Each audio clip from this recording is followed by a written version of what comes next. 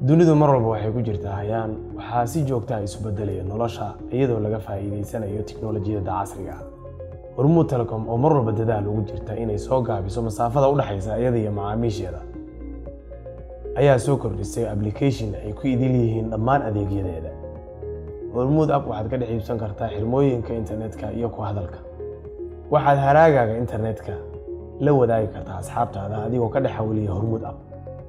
waxaad ka furan kartaa adeegyada kala duwan ee shirkadda Hormuud sida adeegyada dheeraadka ah ee ay ka mid yihiin afbarad, nasiye, macallin, marwo, shaafi iyo wixii la mid ah. waxaad sidoo kale ka xallisan kartaa ciladaha yaryar sida PUK-ga iyo PIN code-ka.